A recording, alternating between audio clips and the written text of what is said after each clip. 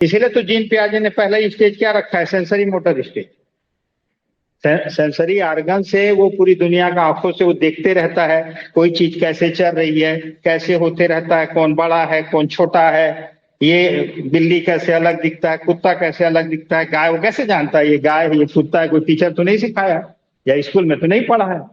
तो इसका मतलब है कि बच्चा जब आपके पास आया है तो बहुत सारा उसके पास क्या है, ज्ञान है, बहुत सारा उसके पास क्या है, अनुभव है। उन्हीं पूर्व ज्ञान और अनुभव में ही नए ज्ञान का निर्माण होता है, ध्यान रखना। मैं कोई नया चीज थोपना चाहूंगा बच्चे के ऊपर तो वो जल्दी से नहीं सीख पाएगा, बहुत सारे बच्चे नहीं सीख पाएंगे। इसलिए सबसे पहले मैं कोशिश ये करूं कि बच्चा क्या जानता है और उसमें मैं धीरे धीरे क्या ऐड करूं। इसीलिए बहुत धीरे धीरे ऐड होता है, कक्षा पहली में एकदम थोड़ा चीज, दूसरी में थोड़ा चीज, थोड़ा थोड़ा ऐड करते हैं। लेकिन हमको किस चीज को आधार बनाना है, तुम सीधा छलांग मार के छत में थोड़ी चढ़ जाओगे, सीढ़ी से स्टेप बाय स्टेप चढ़ोगे।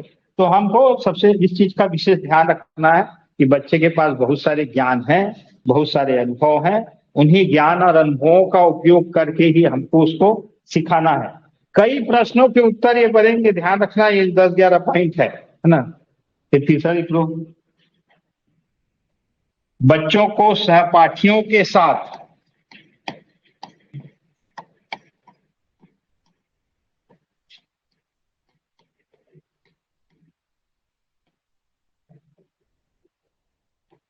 सीखने का अवसर दें।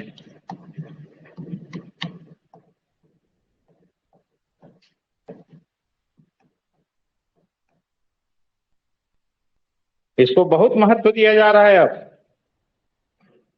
पीयर लर्निंग, ग्रुप लर्निंग जिसको हम बोल रहे हैं, कि एक टीचर कोई चीज को बोलेगा बच्चे को तो मैं भी बच्चा नहीं भी समझ सकता, या डर या हिचक में या उस समय उसका ध्यान ना हो, पर एक उसका साथी उसको बताएगा तो बच्चा ज्यादा अच्छे ढंग से समझता है, क्योंकि उसका साथी उसको उसी की भाषा में समझा रहा है। मैं कितनों भी कोशिश करूं मेरी भाषा थोड़ा फॉर्मल रहेगा, औपचारिक रहेगा, है ना, और बच्चा मेरे से थोड़ा डरा भी रहता है, थोड़ा सहमा भी रहता है, लेकिन सहपाठी के साथ वो बहुत इजी रहता है, बहुत इजी वे में वो चीजों को समझता है। इसलिए एक टीचर के रूप में मेरा दायित्व होगा कि मैं बच्चों को स्वतंत्र छोड़ दूं, क्या बता दें कैसे जोड़ते हैं, नहीं जाना थे, और वो उसको उनको कभी सुनना समझाते हुए।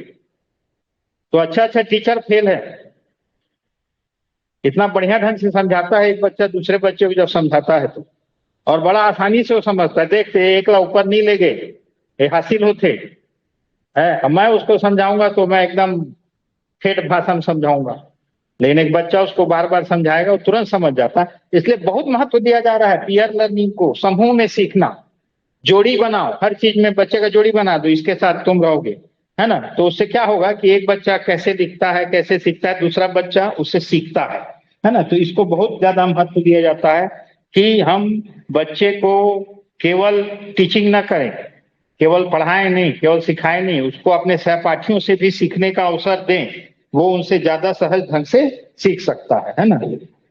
चौथा पॉइंट ये बहुत कॉमन है जो सभी में आता है, सीखने में बच्चों की मदद करना।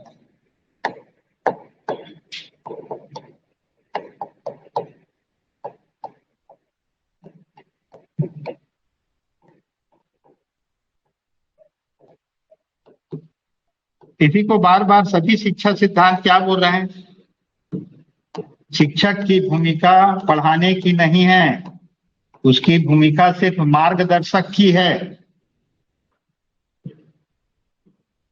मेरे को सिखाना नहीं है, बच्चे को सीखने में मदद करना है। ध्यान रखना, एक शिक्षक की भूमिका सुसाधक की है, फैसिलेटर की है, एक शिक्षक की भूमिका गाइड की है, मार्गदर्शन देने की है, न कि बच्चे को सिखाना है। बच्चा जानता है क्या, वो चित्रों को देख के नहीं समझ जानता है कि ये छोटा चित्र है, ये उससे बड़ा है, ये उससे बड़ा है, नहीं समझता है क्या, समझ जाता है। बस मेरे को वहां करना है, देखते हैं कौन सबसे बड़ा है, कौन में सबसे छोटे है, कौन ऊपर दोनों के बीच के है, मेरे को खाली उसका मार्गदर्शन करना है ना। इसीलिए जो टीचर सेंटर्ड शिक्षक केंद्रित अधिगम को अच्छा नहीं माना जाता, जहां शिक्षक एक्टिव है, पूरा वो जोर जोर से चिल्ला चिल्ला के पढ़ा रहा। बच्चे को एक्टिव होना ज्यादा जरूरी है, इसलिए बार बार बोला जा रहा है, चाहे वो 86 का शिक्षा नीति हो, 2020 का शिक्षा नीति हो। जीन पियाजे ने भी कहा है कि बच्चे को जितना ज्यादा सक्रिय रखोगे बच्चा उतना ज्यादा सीखेगा। तो इसलिए हमको बच्चे की मदद करना है, न कि जोर जबरदस्ती उसके ऊपर थोपना है, न कि डांट पीट के उसको किसी चीज को याद करवाना है। सिर्फ क्या का भूमिका निभाना है? फैसिलेटर, मार्गदर्शक का, उसको गाइड करना है। ठीक है। 5वां पॉइंट, कक्षा में सौहार्दपूर्ण वातावरण।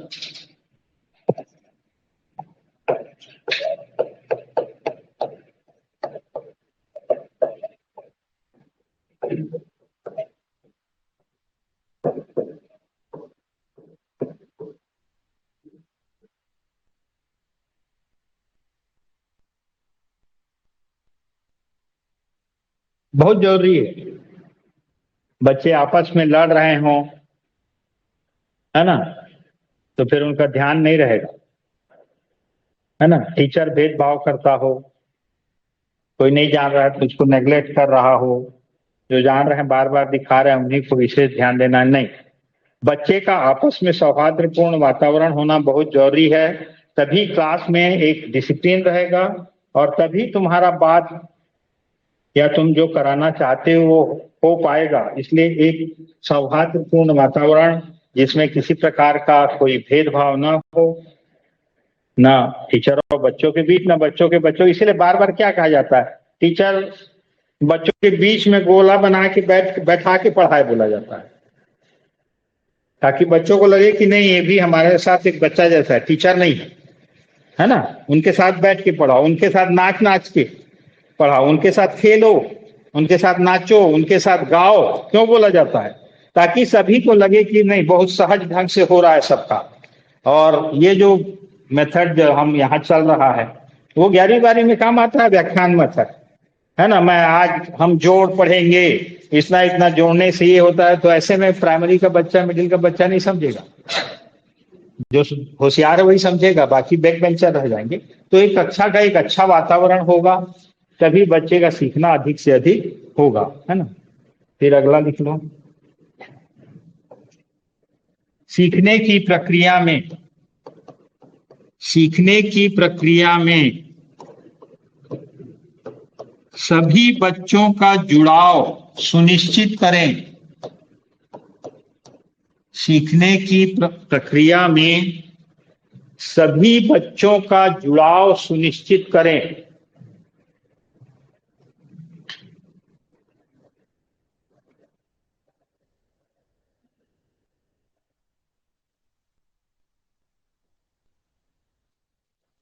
जब तक 100% पार्टिसिपेंट नहीं होगा बच्चों का, कुछ ही बच्चे एक्टिव हैं, कुछ ही बच्चे बार बार आगे आके बोल दे रहे हैं, उत्तर दे रहे हैं, बार बार कापी जचाने आ जा रहे हैं, है ना।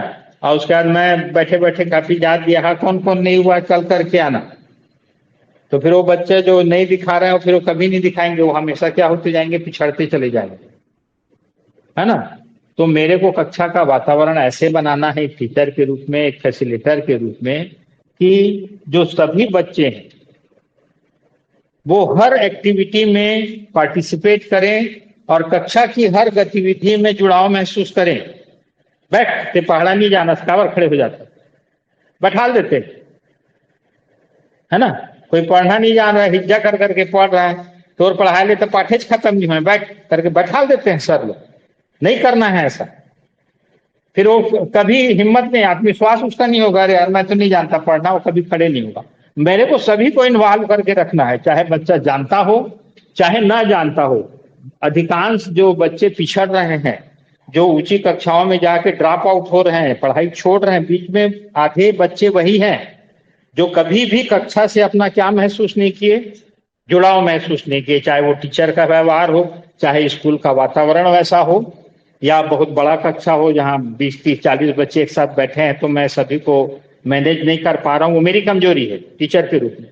तो मैं कोशिश करूं कि सभी बच्चे कक्षा की गतिविधियों से अपने आप को जोड़ें, जुड़ाव महसूस करें, जो नहीं सीख पा रहा है उसके लिए मेरे को विशेष ध्यान देना है। वो तो आरटीई में लिखा ही है, उपचारात्मक शिक्षण करना ही है तुमको, वो तुम्हारा दायित्व ही है।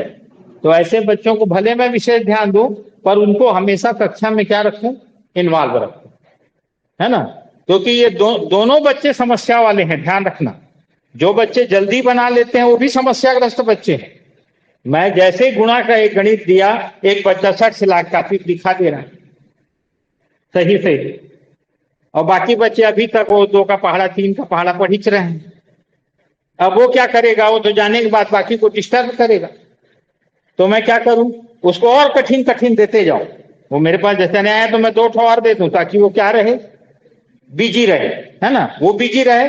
जो कमजोर बच्चा है उसको बुला के समझाऊं कि वो कहां पे गलती कर रहा है। तो मैं इस तरह से ऐसा वातावरण मैनेज करूं कि सभी लोग कक्षा के गतिविधि से, चाहे वो कमजोर बच्चा हो चाहे बहुत होशियार बच्चा हो, है ना, वो सभी के सभी क्या महसूस करें, जुड़ाव महसूस करें। फिर अगला है,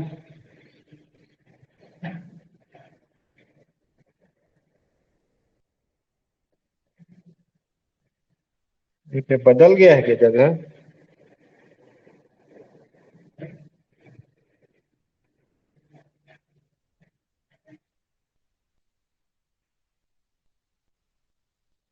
ये क्रिएटिविटी से संबंधित है जो अगला पॉइंट है ना।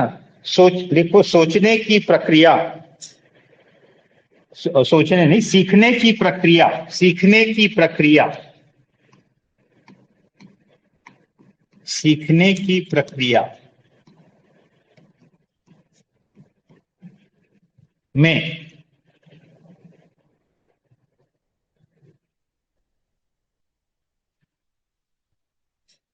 सोचने का मौका देना, सोचने का मौका देना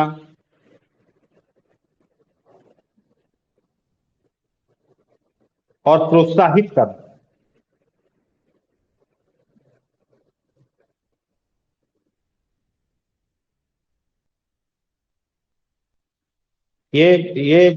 जो सृजनात्मक बच्चे को कैसे सिखाएं, है ना,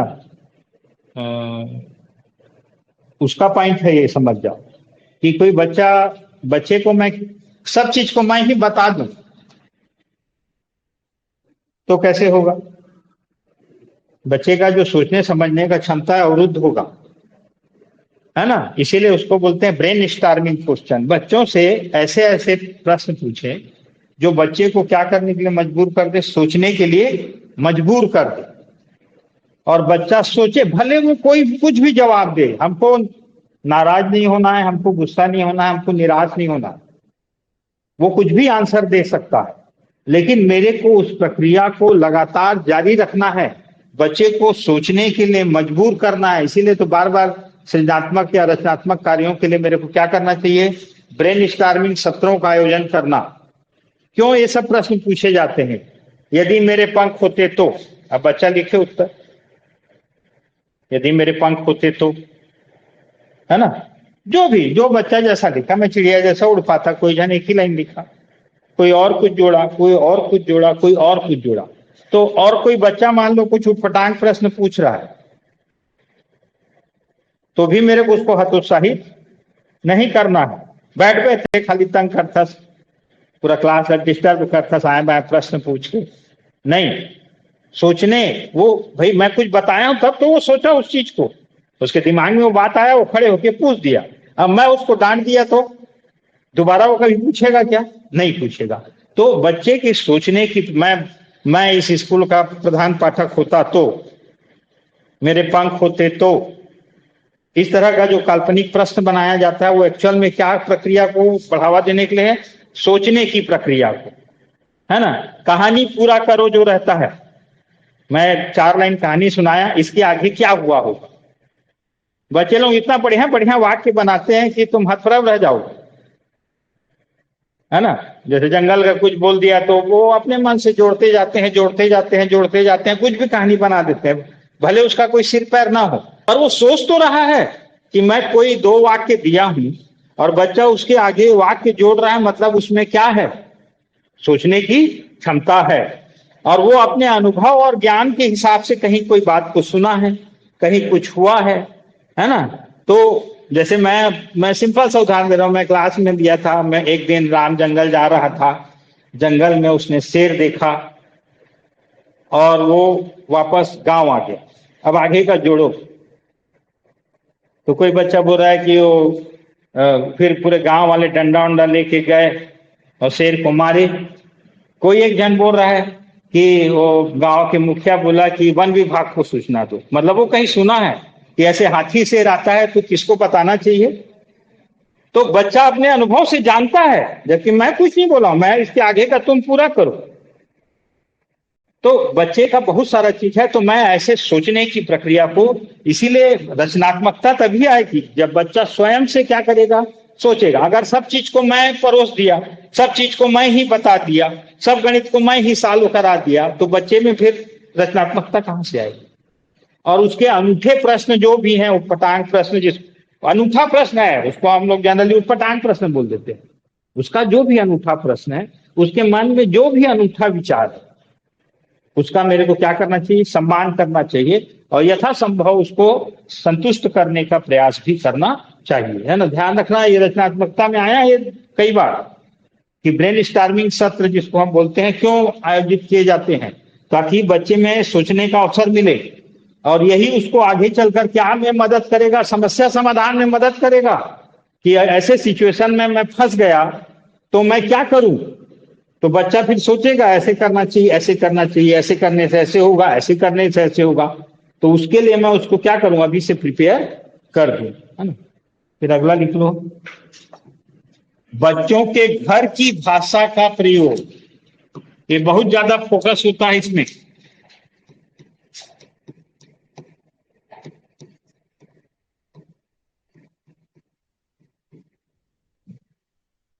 बच्चों के घर की भाषा का प्रयोग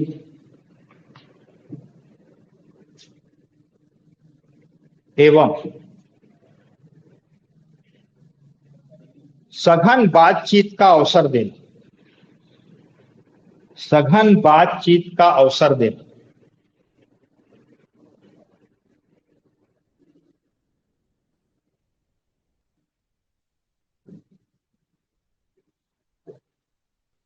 पहले ही सिद्धांत है, प्राइमरी स्कूल में अगर तुम पढ़ा रहे हो तो मिडिल स्कूल, बच्चों से खूब बातचीत करो, खूब बातचीत करो, खूब बातचीत करो। का खा के आया है, कहा पहने है, तोला शर्ट कौन पहनाइस, है ना। दोपहर तोर घर में खाना कौन बनाते, पानी कौन भरते, कहाँ ले पानी लाथा, न कहाँ नहाए जाता, नदी जाता कि तालाब जाता। खूब बात करो, खूब बात करो।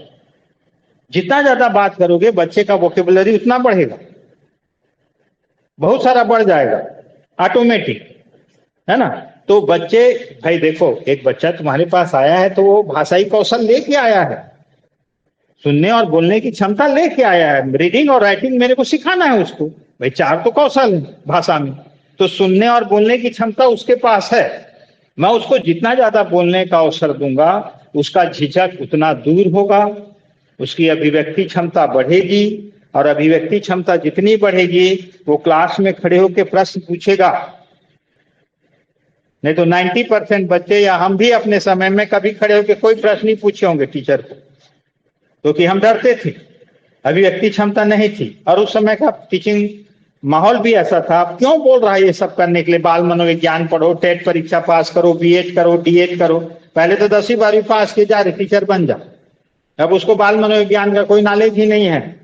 मार झापड़ मार मार के दे, घुटना टिकवा टिकवा के पूरा पहाड़ा रटवा देते थे, ये रटवा दे। लेकिन उसका परिणाम क्या हुआ कि 60% बच्चे ड्रॉप आउट हो गए, पर मार के डर से पढ़ाई छोड़ दिए। अरे बड़ कठिन का पढ़ाई करके पढ़ाई छोड़ दिए बहुत क्षण। अब कैसे बढ़ रहा है, जब से ये सब बंद किए हैं, बच्चे कम से कम स्कूल में तो हैं, कुछ न कुछ सीख के जा रहा है ना। तो समय के साथ सब चीज बदलता है। दूसरा, घर की भाषा का प्रयोग करने का इतना महत्व क्यों है ना, इसको ध्यान रखना।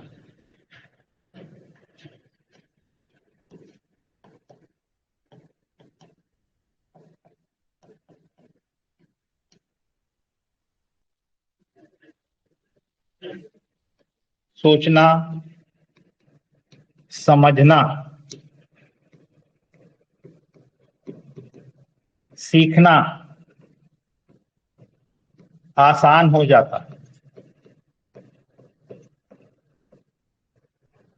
तुम अगर बच्चे के घर की भाषा का प्रयोग कर रहे हो, जिसको हम मातृभाषा या उस क्षेत्र का जो भी स्थानीय भाषा है, तो बच्चा आसानी से जो तुम बोल रहे हो उसके ऊपर सोच सकता है, उसको समझ सकता है और बच्चा उसको आसानी से सीख सकता है ना।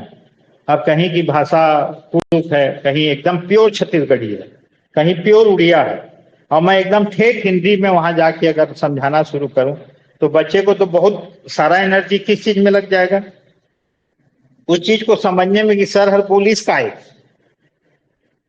और उसके समझते तक मैं और आगे बढ़ चुका रहूं, है ना। तो मातृभाषा का प्रयोग बहुत ज्यादा फोकस है, मतलब बहुत सिंपल सा है। मैं मनवापाली में था, वो उड़िया बेल्ट है ना, छत्तीसगढ़ी भी है वहां। अब मैं अमरूद अमरूद बोलूंगा तो कोई बच्चा नहीं समझेगा, अमरूद खाए वो बोलने से सब चुपचाप एक दूसरे को देखने लगे। जैसे मैं बिही बोल दिया, बेलाती बोल दिया, कि सब बच्चे हाथ खड़ा कर दिए। मतलब कितना फर्क आ गया सिर्फ एक वर्ड में, कि भाई इस वर्ड को नहीं समझ पा रहा था, अमरूद बोल देने से उसको नहीं समझ पा रहा था कि हिंदी में बिही को अमरूद बोलते हैं, लेकिन बिही और बेलाती से उसको तुरंत तो वो उस चीज के बारे में सोच सकता है, उस चीज के बारे में समझ सकता है, उस चीज को सीखना उसका क्या हो जाता है, आसान हो जाता है। इसके अतिरिक्त घर की भाषा के साथ और क्या फायदा है?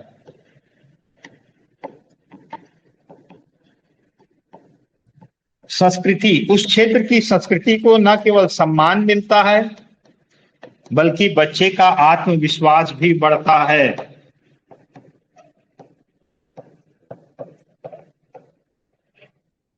तुम पूरे इधर चले जाओ जामगांव बेल्ट में, हर स्कूल में कोई भी सांस्कृतिक कार्यक्रम होगा तो उड़िया गाना में नाचते हैं, दाल खाई रे, रंगवती, ये सब में ही नाचते हैं, क्योंकि वो क्या को बढ़ावा दे रहा है, वहां के संस्कृति को, जो वहां का भाषा है, जो वहां का कल्चर है, उसको सम्मान भी मिलता है, और बच्चे का आत्मविश्वास ऑटोमेटिक बढ़ जाता है कि सर मेरे को कोई नया चीज नहीं पढ़ा रहे हैं, जो चीज मैं जानता हूं, जिस चीज के बारे में मैं सुना हूं, जिस चीज के बारे में मैं, है ना, बोलता हूं, उसी चीज के बारे में पढ़ा रहे हैं, तो बच्चा को लगता है कि मैं सीख रहा हूं, सीखने से उसका क्या बढ़ते जाता है, आत्मविश्वास बढ़ते जाता है ना। और ये शिक्षा मनोविज्ञान या शिक्षण सूत्र का भी सिद्धांत है कि घर का भाषा का प्रयोग करने से हम कौन से सिद्धांत का प्रयोग कर रहे हैं, ज्ञात से अज्ञात की ओर, परिचित से अपरिचित की ओर भी बोलते हैं। हम शिक्षण सूत्र का भी प्रयोग कर रहे हैं अगर घर की भाषा या उसकी मातृभाषा में बच्चे को सिखा रहे हैं, क्योंकि अब बच्चा शुद्ध हिंदी में बोलना नहीं जानता और न ही शुद्ध छत्तीसगढ़ी में बोलना जान रहा है, न शुद्ध उड़िया में बोलना जान रहा है। अब मैं हिंदी में बात कर रहा हूँ टीचर के रूप में, अब बच्चे को कुछ भी चीज बोलने के लिए बोलो तो कोई बच्चे खड़े नहीं होते डर में कि मैं ऐसे बोल दूंगा तो सब बच्चे हंसेंगे, सर भी हंसेंगे, मैं ऐसे बोल दूंगा तो उड़िया में बोल दूंगा तो छत्तीसगढ़ी बच्चे हंसेंगे, छत्तीसगढ़ी में बोल दूंगा तो ये हंसेंगे, है ना। तो वो जो क्षमता है, उनकी अभिव्यक्ति क्षमता है, अगर मैं दूसरे भाषा का प्रयोग करता हूं तो कम होता है, अगर घर की भाषा का प्रयोग करता हूं तो उनकी अभिव्यक्ति क्षमता बढ़ती है ना। बच्चों की अच्छी भागीदारी होती है हर कार्यक्रम में,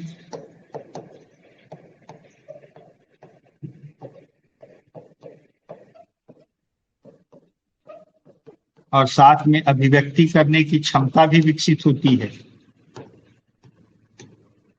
न केवल बच्चा भागीदारी करता है बल्कि अभिव्यक्ति भी करता है, अपने विचार को रखता है, अपनी बात को रखता है। इसलिए चाहे कोई जितना भी शिक्षा, तीनों शिक्षा नीति सभी में इस बात को बहुत फोकस किया है कि फर्स्ट लैंग्वेज घर की भाषा या स्थानीय भाषा होना बहुत जरूरी है, और ये कारण याद रखना, है ना, क्यों रहना चाहिए, ये चारों पॉइंट को अच्छे से याद रखना कि बच्चे का सीखना आसान हो जाता है। बच्चे अपने, भाई तुमको अगर वो जो तेनाली राम का कहानी है क्या है, मैं 108 भाषाएं जानता हूं, कौन मेरे से बता पाएगा कि मेरा ओरिजिनल मातृभाषा क्या है है ना। तो जब उसको डर लगता है तो कौन से भाषा में निकलता है हमेशा? डर के समय, क्रोध के समय तो अपना मातृभाषा ही निकलता है। तो बच्चे का सोचना समझना किस भाषा में होता है? हम लोग अंग्रेजी क्यों नहीं सीख पाते ठीक से? क्योंकि मैं पहले किस में सोचता हूँ? हिंदी में सोचता हूँ, फिर अंग्रेजी में मेरे दिमाग में उसका ट्रांसलेशन होता है।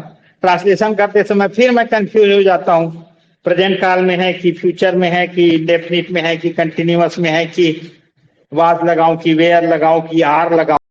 उतना देर सोचते सोचते में कितना टाइम चल देता है, फिर कौन सा वर्ड सही बैठेगा, है ना।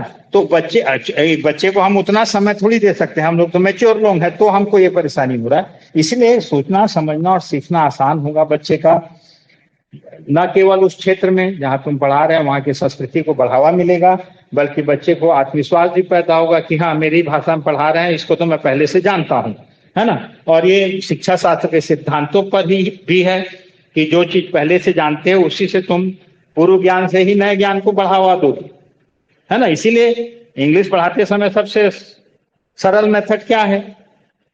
ट्रांसलेशन कम ग्रामर मेथड। हम सबसे पहले बच्चे को ट्रांसलेशन करना सिखा देते हैं।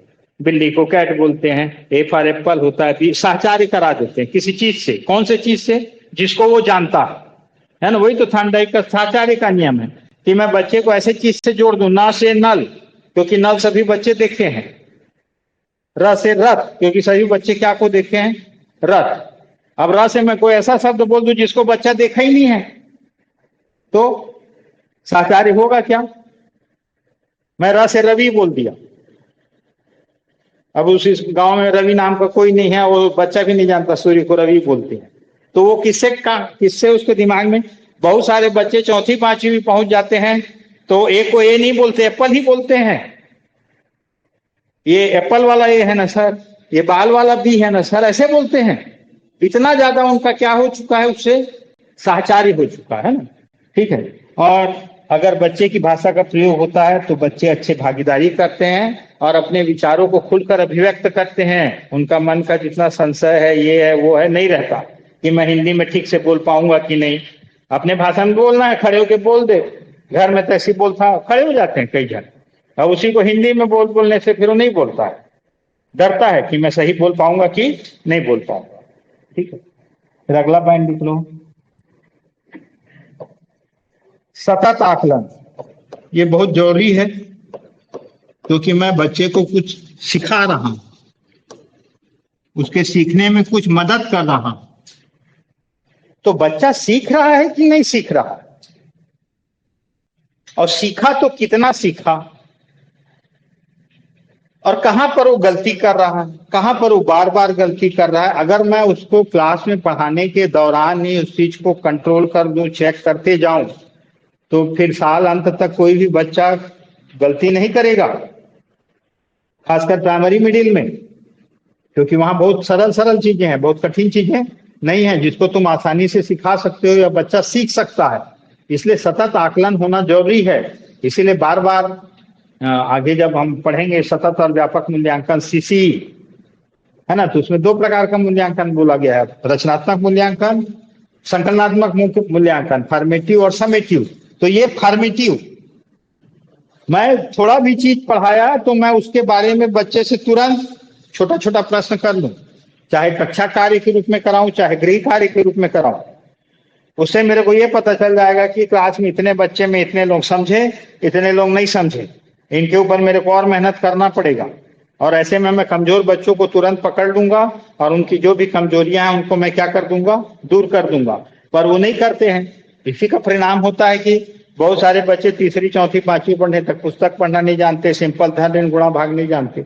अगर हम क्या करते रहते, सतत आकलन करते रहते, तो मेरे को बच्चों की कमजोरी पकड़ में आ जाता। उसी को तो बार बार बोल रहा है, निदानात्मक परीक्षण और उपचारात्मक शिक्षण। जब मैं आकलन करता हूं तो मेरे को पता चल जाता है कि अमुक बच्चे में अमुक कमजोरी है, तो मैं उसका क्या करूं, अब उपचार करूं कि वो जो कमजोरी है उसका उपचारात्मक शिक्षण करूं। और सबसे आखिरी पॉइंट है सामाजिक और भावात्मक विकास पर काम। सामाजिक और भावनात्मक विकास पर काम।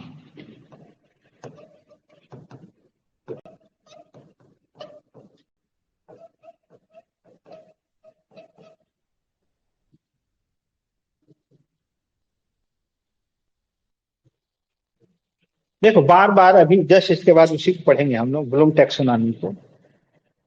बार बार हमारा एजुकेशन सिस्टम ऐसा बना हुआ है शुरू से कि यहाँ संज्ञानात्मक विकास पर बहुत ज्यादा फोकस है, बच्चे के मानसिक विकास पर पूरा फोकस है। कल परीक्षा दिए हो, आने वाले समय में जितना भी परीक्षा दिए हो, उसमें सारा परीक्षा किस चीज का हो रहा है?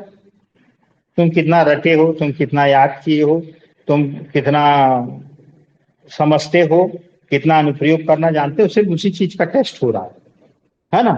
लेकिन समाज में जितनी बुराइयां हैं, है ना, बच्चे का इमोशनल इम्बैलेंस हो जाना, सुसाइड कर लेना, है ना, किशोर अवस्था में बच्चों का अपराध की तरफ चले जाना, ये सब भी एक शिक्षक के रूप में हमारे नैतिक दायित्व है कि हम इसको, कि शिक्षा का उद्देश्य क्या है?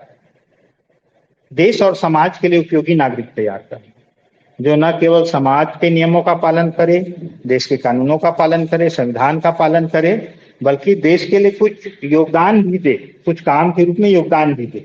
तो हमारा एजुकेशन सिस्टम ऐसा है कि अधिकांश मानसिक विकास पर क्या हो रहा है?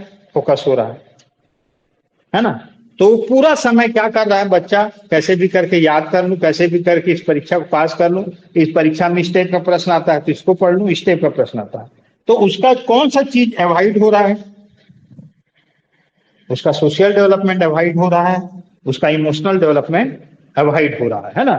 और अभी जब आगे पढ़ेंगे मैकडूगल का संवेगात्मक विकास सिद्धांत, तो 14 प्रकार के मूल प्रवृत्ति बताए हैं। इसमें ईर्ष्या है, क्रोध, जलन, सब चीज है, जो आज के डेट में अगर हम अपराधीकरण का कारण माने तो वही मेन कारण है, इमोशनल इम्बैलेंस। भावनात्मक रूप से अगर बच्चा इम्बैलेंस होगा तो वो जो क्लास में चोरी कर लेता है, किसी को बाहर में मार देता है, किसी के साथ झगड़ा कर लेता है ना, वो सब का पीछे पीछे कोई ना कोई संवेग जुड़ा हुआ है। या तो ईर्ष्या लगा हुआ है ना, या क्रोध है, या घृणा है, या प्रेम है, कोई ना कोई कारण है उसके पीछे। तो हमारा एजुकेशन सिस्टम में हम इस चीज को अवॉइड करते हैं। तो एक टीचर के रूप में मेरा ये भी दायित्व है कि मैं बच्चे को सामाजिक और भावनात्मक दोनों रूप से भी क्या करूं, उसके विकास में योगदान।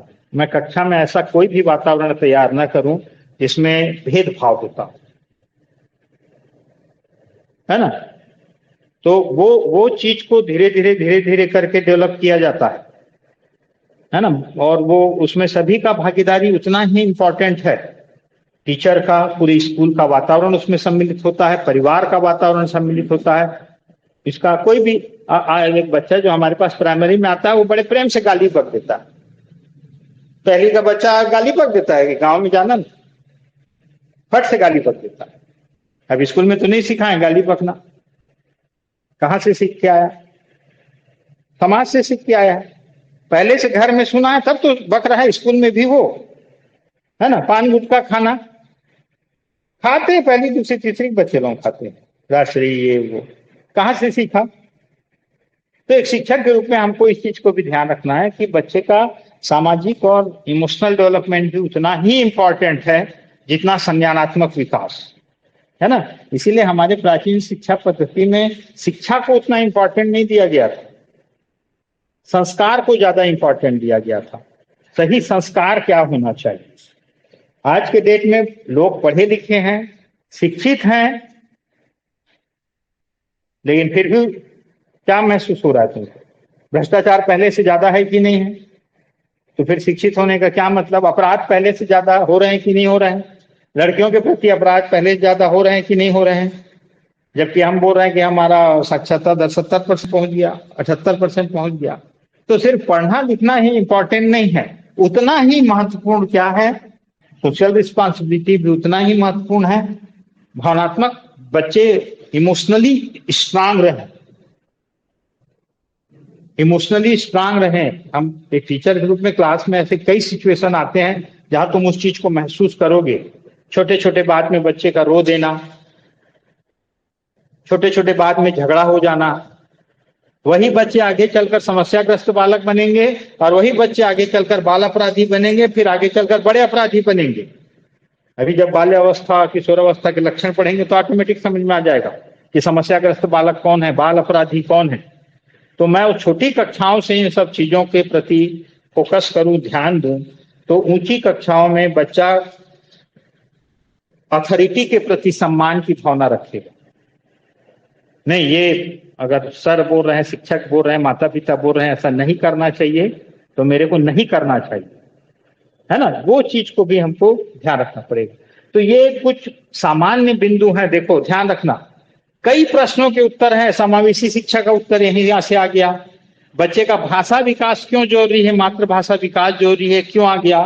बच्चे को रचनात्मकता कैसे विकसित किया जाए बच्चे में, तो उसको अलग तरीके से सोचने के लिए, उसी को तो बार बार क्या बोल रहा है, इनोवेटिव आइडिया, नवाचार क्या है, स्टार्टअप क्या है। बच्चा अलग ढंग से सोचे किसी चीज के बारे में कि अगर ये चीज ऐसा है और अगर मैं इसको ऐसा कर दूं तो कैसा होगा। इग्नाइट अवार्ड जो देता है सरकार, वो इसी के लिए देता है, तुमको कुछ बनाना नहीं है, तुम सिर्फ कुछ चीज सोचो और उस सोच को तुम कागज में लिख के दे दो। वो आगे वैज्ञानिक और बड़े बड़े साइंटिस्टों का काम है कि वो जो सोच है वो काम का है क्या, या आगे चलकर कोई बड़ा उपयोगी चीज हो सकता है क्या, है ना। बस सोच को इंस्पायर अवार्ड में क्या करना है, तुमको कोई मॉडल खाली सोच के बताना है, बाद में उसको बनाना है, केवल पहले आइडिया दे देना है। और ऐसे आइडिया को टाटा महिंद्रा वाले अभी लाखों करोड़ों करोड़ों रुपए में खरीद रहे हैं, क्योंकि वो तो तुरंत समझ जा रहे हैं कि इस आइडिया से ये चीज किया जा सकता है, ये चीज बनाया जा सकता है, ये चीज संभव है ना। तो ये जब तक हम छोटे उम्र से ही बच्चे को अलग तरीके से सोचने का अवसर, उसके अनूठे प्रश्न का सम्मान नहीं करेंगे, तो बच्चों की रचनात्मकता धीरे धीरे क्या हो जाएगी, खत्म हो जाएगी, है ना। और हो भी रहा है। ड्राइंग कंपटीशन करवाओगे, सब गूगल से खोज लेते हैं, उसको बना देते हैं। 90% लोगों का चित्र वही गूगल वाला रहता है। जैसे ऊर्जा संरक्षण वाला चित्रकला प्रतियोगिता है अभी 5वीं से 9वीं, मैं 90% लोगों का चित्र देखता हूँ गूगल से सर्च किया हुआ रहता है। अरे तुम अपने से तो सोचो कुछ, कि हर चीज कॉपी करोगे, यूट्यूब से कॉपी कर ली, उससे कॉपी कर ली, तो बच्चे में रचनात्मकता क्या हो रहा है, धीरे धीरे खत्म हो रहा है। उसका सोचने का तरीका एक ही प्रकार का हो जा रहा है, वो स्वयं से दूरदर्शी या स्वयं से सोचने का क्षमता उसका खत्म हो रहा है ना। तो ये 10 जो आधारभूत सिद्धांत है, ये तुम्हारे कई प्रश्नों के उत्तर बन जाएंगे। जब भी तुम कोई प्रश्न को पढ़ोगे बच्चे के सीखने से संबंधित या समझने से संबंधित, ये 10 बिंदु वहां तुमको उत्तर के रूप में मिलेंगे ही मिलेंगे। तुम समावेशी शिक्षा पढ़ोगे तो मिलेगा, तुम सीसी सतत और व्यापक मूल्यांकन पढ़ोगे तो मिलेगा, बच्चे का भाषाई विकास पढ़ोगे तो मिलेगा। तो कई प्रश्नों का उत्तर यही हो जाएगा। बस इसके ऊपर में थोड़ा चिंतन करके रखे रहना कि भाई इसका क्या अर्थ है, इसका क्या अर्थ है, इसका क्या अर्थ है, इसका क्या अर्थ है। ठीक है।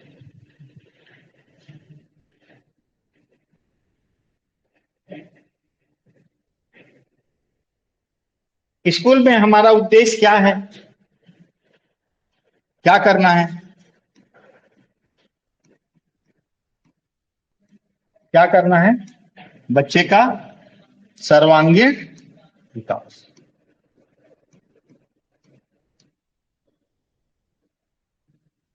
अब सर्वांगीण विकास क्या है ना। देखो, शैक्षिक उद्देश्य और शैक्षणिक उद्देश्य। शैक्षिक उद्देश्य बहुत बड़े चीज है, भारत के देश के लिए उपयोगी नागरिक तैयार करना, ये शिक्षा का उद्देश्य है। शैक्षणिक उद्देश्य थोड़े छोटे होते हैं, है ना। छोटे कहने का मतलब उतने बड़े प्रोस्पेक्टस में हम उसको नहीं देखते। तो शैक्षिक उद्देश्यों का वर्गीकरण,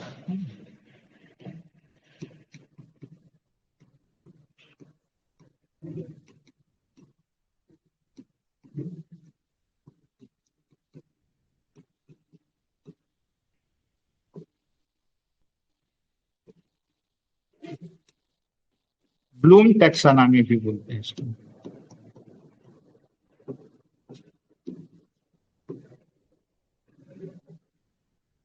तो हम बच्चे का विकास 3 क्षेत्रों में करना चाहते हैं। शिक्षा का उद्देश्य ये है कि हम कैसे शिक्षित करें कि बच्चे का कौन कौन से क्षेत्र का विकास हो। तो उसमें सबसे कोर पॉइंट जो माना गया है वो पहले ही क्षेत्र है जिसको हम बोलते हैं संज्ञानात्मक क्षेत्र, है ना। ठीक है,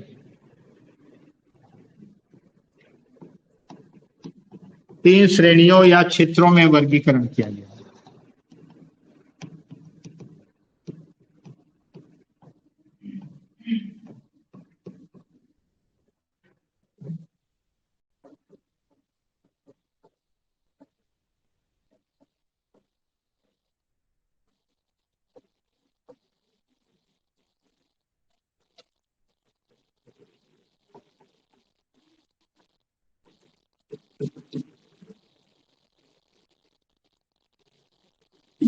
कॉग्निटिव,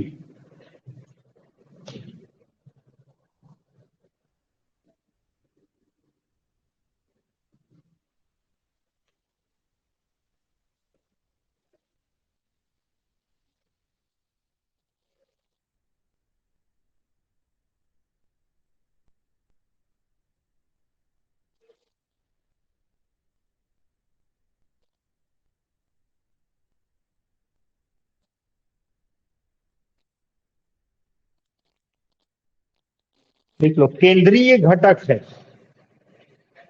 केंद्रीय घटक है।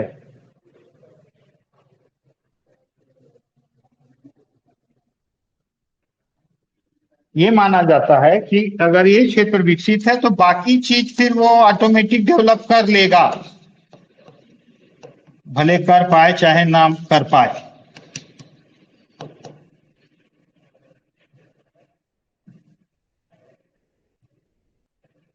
तो इसीलिए जब बच्चे का सर्वांगीण विकास का बात आ रहा है तो हम उसको जो 3 क्षेत्र में बांटे हैं, सबसे पहला क्षेत्र हमारा ब्रेन से रिलेटेड है, मस्तिष्क, है ना। जो दूसरा क्षेत्र है वो इमोशनल है, भावात्मक है। जब तक मैं भावनात्मक रूप से किसी चीज से जुड़ाव महसूस नहीं करूंगा, किसी चीज से लगाव महसूस नहीं करूंगा, तो मैं उस चीज को सीख भी नहीं पाऊंगा। या मैं किसी चीज से अटैचमेंट महसूस नहीं करता हूं तो मैं उस चीज को सीख भी नहीं पाऊंगा, है ना। हो सकता है कि कई जन घर वाले जबरदस्ती भेज दिए हैं तो तुम यहाँ बैठे हो, लेकिन तुम बोल रहे हो है टीचर बनने में कोई फायदा नहीं, बोला अच्छा चीज, तो तुम्हारा उस के साथ अटैचमेंट नहीं है, और अटैचमेंट नहीं है तो फिर तुम सीखोगे भी नहीं ठीक से, है ना।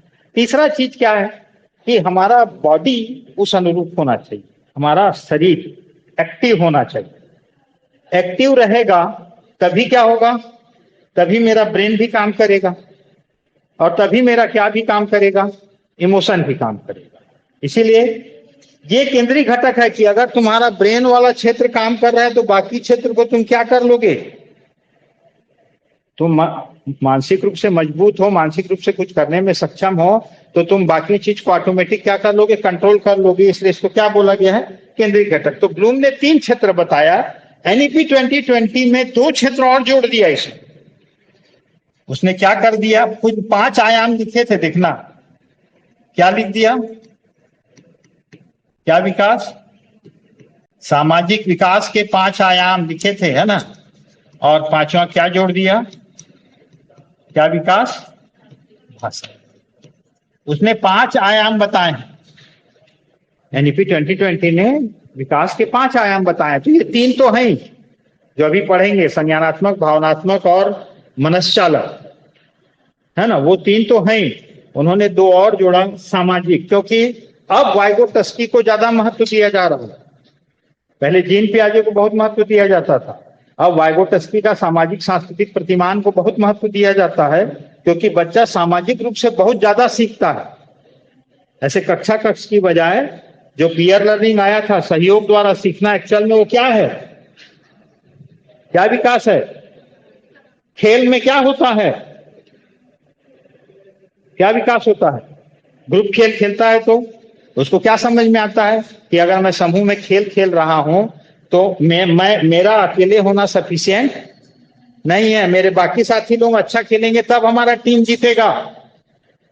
तब उसको महसूस होता है कि ऐसे ही समाज के लिए केवल मेरा अच्छा होना ठीक नहीं है, समाज के बाकी लोग भी अच्छे रहेंगे तब समाज कैसे चलेगा, अच्छे से चलेगा। अब स्वच्छता, अब सरकार स्वच्छ भारत अभियान अभियान बोल दी, अब मैं तो स्वच्छ रहता हूँ, मेरा आस पड़ोस वाले कोई स्वच्छ नहीं रहते, सब अपना कचरा घर के बाहर फेंक देते हैं, तो मैं कैसे करूं? भाई वहां के मच्छर तो मेरे घर भी आएंगे ना, वहां के मक्खी मेरे घर भी आएंगे ना, कि नहीं आएंगे? तो सिर्फ मेरे अच्छे होने से होगा क्या? समाज में सबका अच्छा होना क्या है, जरूरी है ना? तो इसलिए वो सामाजिक विकास और भाषाई विकास, वो दो ठो को जोड़ दिया, ये तीन क्षेत्र तो है ही, समझ गया? ठीक है, देख लो इस यह क्षेत्र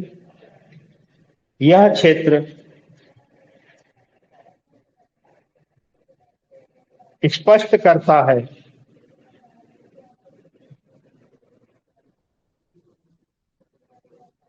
कि शिक्षण के फलस्वरूप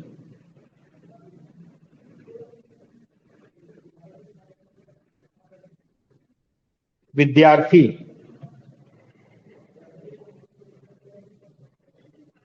बौद्धिक स्तर पर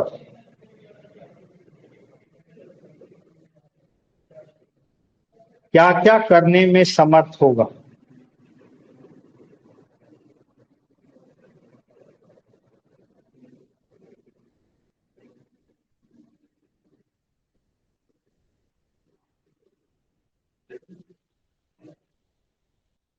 इनके 6 स्तर हैं।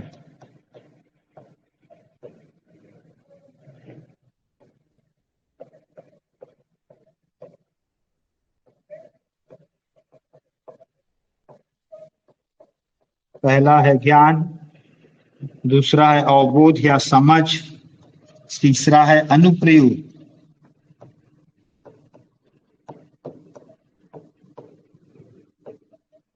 चौथा है विश्लेषण, पांचवा है संश्लेषण और छठवां है मूल्यांकन।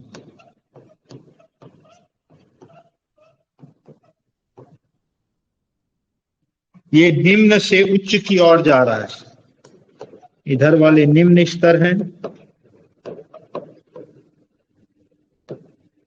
इधर वाले उच्च स्तर।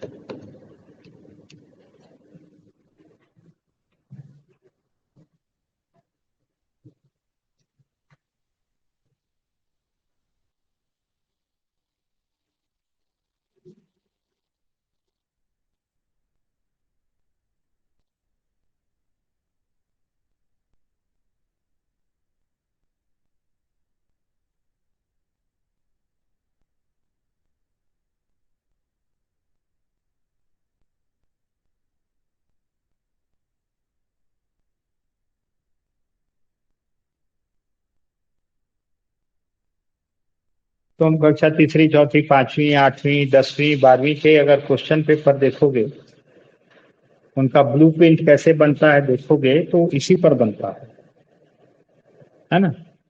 मूल्यांकन का आधार है ये, सिखाने का आधार है ये। ज्ञान सबसे निचला स्तर, ज्ञान जस्ट एक इंफॉर्मेशन है।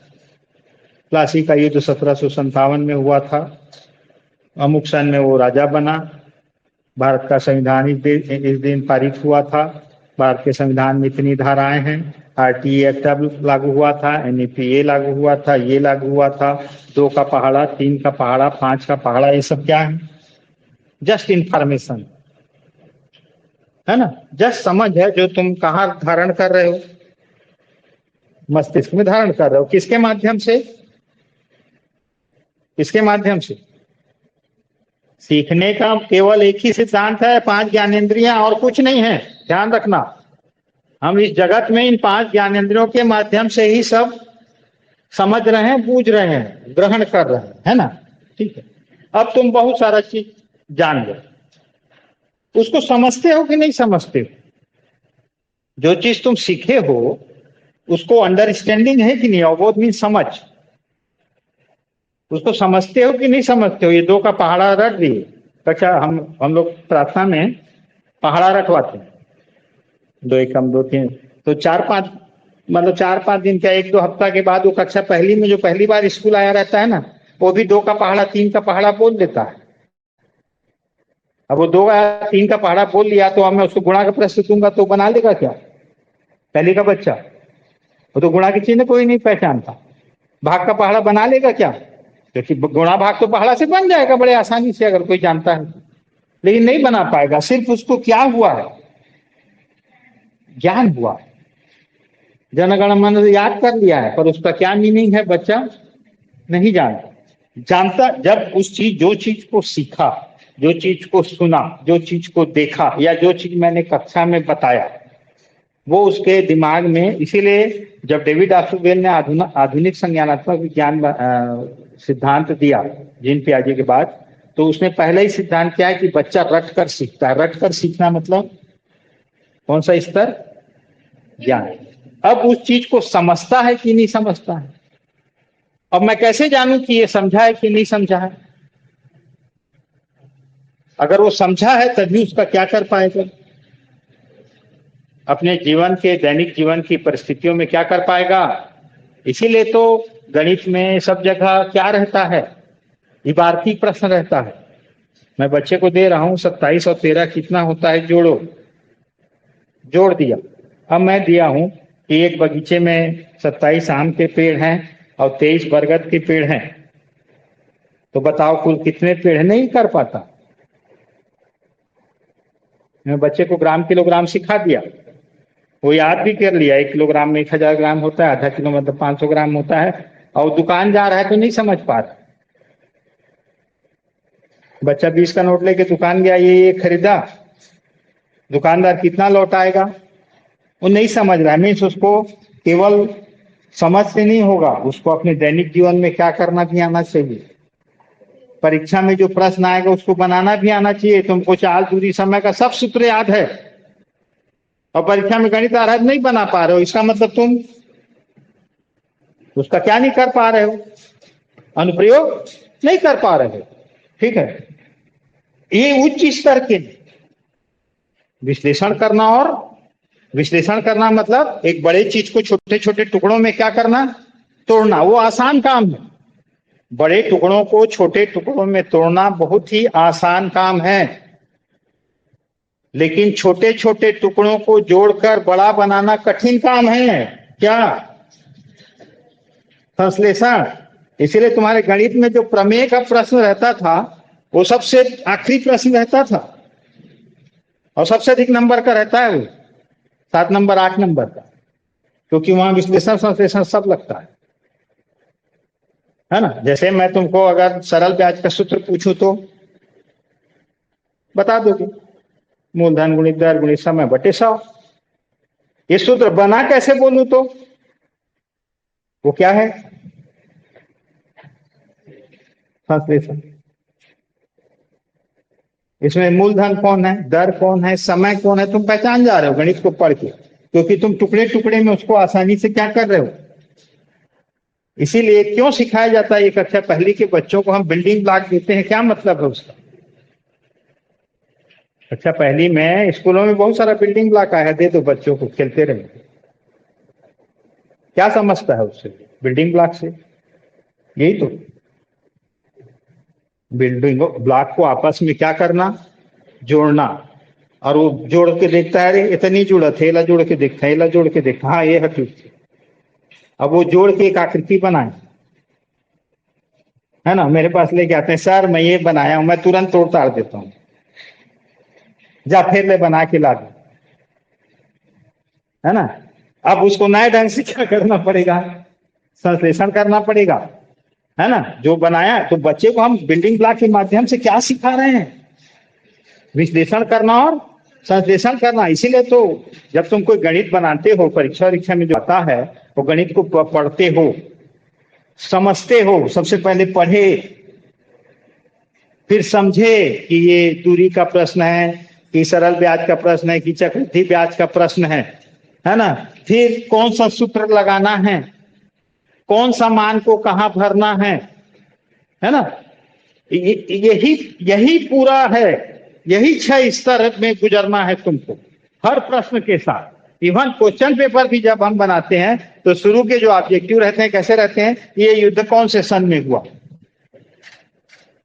सही जोड़ी मिलाओ, खाली स्थान भरो।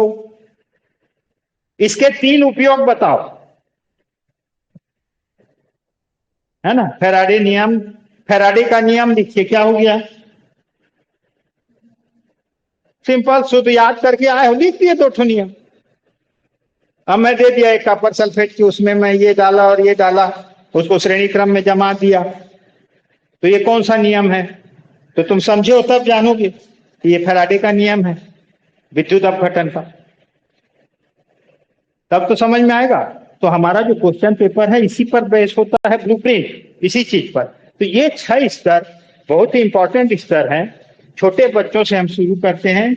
सबसे पहले हम छोटे छोटे इंफॉर्मेशन देते हैं, सूचना देते हैं, थोड़ा छोटा छोटा चीज सिखाते हैं, फिर उन चीजों को समझाते हैं, बार बार अभ्यास करवाते हैं, बार बार।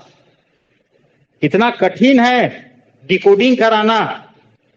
1 हफ्ता तक रा को पढ़ाने के बाद उसके बाद क ख ग पढ़ाने के बाद फिर रा को दिखाओगे तो क बोल देता है। सोचो तो, 1 हफ्ता तक रा को खाली सिखाए हो तुम, और उसके बाद क सिखाए, ना सिखाए, ट सिखाए, अ सिखाए, आ की मात्रा सिखाए, और फिर 4-5 दिन बाद रा को दिखा के उसको बोल रहे हो ये क्या है, तो क बोल दे रहा है, ख बोल दे रहा है, क्योंकि उस चीज को वो समझा नहीं है। सिर्फ उस चित्र को याद रखा था, उस समय बार बार देख रहा था तो उसको याद था, और जैसे ही वो चीज छूटा तो वो चीज को क्या हो गया, भूल गए, है ना। तो ये स्तर, ये निम्न स्तर है जो छोटी कक्षाओं में हमारे अधिकांश, तुम पहली दूसरी तीसरी का पुस्तक उठा के देख लेना, अधिकांश प्रश्न इन्हीं के रहते हैं यहां तक बस। जैसे जैसे ऊपर कक्षाओं में जाओगे, कैसे रहेगा चौथी पांचवी में, दो चीजों का गुणनखंड रहेगा, उस गुणनखंड को चेक करके बताओ ये सही है कि नहीं, ये भाग सही है कि नहीं है। चेक कैसे चेक करते हैं, सूत्र है उसका, वो सब किसमें आ जाएगा। सिंपल 2 अंकों का गुणा कर लिया, है ना। कैसे रहता है प्रश्न, 2 अंकों का गुणनखंड, गुणनफल इतना है, उसमें से 1 अंक ये है, तो दूसरा अंक क्या होगा, है ना। 2 अंकों का गुणनखंड, 2 अंकों का गुणनखंड 18 है, 1 अंक 3 है, तो दूसरा अंक क्या होगा। अब उसको क्या करना पड़ेगा, विश्लेषण संश्लेषण से गुजरना पड़ेगा। और मैं उसको सीधा दे दूं ऐसे 6 × 3 बराबर, तो क्या कर प्रश्न 6 या 18 बोल देगा। ऐसा प्रश्न दो ना, नहीं बना पाते तीसरी चौथी बच्चे, दे दो ऐसा प्रश्न। 2 अंकों का गुणनफल 625 अभी आया था हमारे मासिक टेस्ट में, 2 अंकों का गुणनफल 625 है, उनमें से 1 अंक 125 है, तो दूसरा अंक क्या होगा, नहीं बना पाए चौथी के बच्चे, क्योंकि वो उस स्तर में परेशानी होता है। इसलिए ये निचला स्तर है। ऊपर के स्तर में धीरे धीरे धीरे धीरे बार बार अभ्यास से उन स्तरों में वो सीखते हैं या महसूस करते हैं ना। आगे ये बार बार आते रहेगा, मूल्यांकन में भी आएगा, ब्लूप्रिंट कैसे बनाते हैं पेपर में भी आएगा इस चीज को, ठीक है। अब इनका बहुत ज्यादा डिटेल में नहीं जाते, अंदर में और बहुत सारा चीज है। संबंधों का विश्लेषण करना, तथ्यों का विश्लेषण करना। जैसे उदाहरण के लिए सरल ब्याज का सूत्र लिखे, मूलधन गुणित दर गुणित ब्याज। तो मूलधन और दर में क्या संबंध है, मूलधन और समय में क्या संबंध है, दर और समय में क्या संबंध है, नीचे में बटे 100 क्यों किए, ये सब क्या चीज है। क्योंकि दर परसेंट में रहता है ना, तो बटे 100 करना पड़ेगा। तो वो सब चीज को समझना, उन चीजों को समझना, ये ऊंचे स्तर का है। तो सबसे सरल तरीका क्या है, याद कर दे और उसमें सूत्र में क्या को रख दे, मान को रख दे, उत्तर आ जाए। लेकिन वहां पर बटे 100 क्यों किए हैं, है ना, दर को ऊपर में क्यों रखे हैं, नीचे में क्यों नहीं रखे हैं, वो सब चीजों को समझना वो उच्च स्तर का चीज है, ठीक है।